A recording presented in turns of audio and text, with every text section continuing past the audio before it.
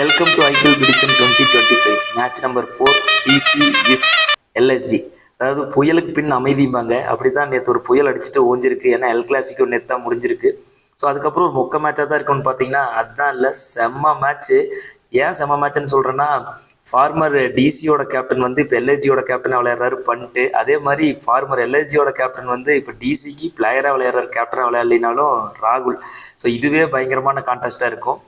அதை தாண்டி ரெண்டு டீமுமே ஸ்ட்ராங்காக தான் இருக்குது. ஆனால் டெல்லி செம்ம ஸ்ட்ராங்காக வந்திருக்கு. ஏன்னா அந்தளவுக்கு ஸ்ட்ராங்காக டீம் எடுத்திருக்காரு டிசியுடைய ஓனர். செம்ம பிக் எல்லாமே, அது பவுலிங் பவுலிங். சரி, எல்எஸ்ஜி மொக்க டீமான்னு கேட்டால் இல்லை, நிச்சயமாக நல்ல டீம் தான். Heavy lift, top order. So அடித்தா 300 ரன் இல்லை 30 கால் விட்டுக்கிற மாதிரி இருக்காங்க. ஸோ அது ஒரு ப்ளஸ் மைனஸ் ரெண்டுமே. அண்ட் இன்னொன்று என்னென்னா, அவங்களோட எல்லா பிரைம் பவுலர்ஸ் எல்லாருமே இன்ஜுரி. ஆவேஸ் கானுக்கு இன்ஜுரி, மோசின் கானுக்கு இன்ஜுரி, மயங்க் யாதவுக்கு இன்ஜுரி. ஸோ இதெல்லாம் எந்த விதத்துலையும் எல்எஸ்ஜி ஹெல்ப் பண்ணாது. ஸோ இன்னைக்கு நம்மளுடைய ப்ரொடிக்ஷன் என்ன அப்படின்னா, நிச்சயமாக இன்னைக்கு மேட்சை வின் பண்ண போகிறது, அது ஃபர்ஸ்ட் பேட்டிங்காக இருந்தாலும் சரி, செகண்ட் பேட்டிங்காக இருந்தாலும் சரி, வின் பண்ண போகிறது டெல்லி கேபிட்டல்ஸ் தாங்க.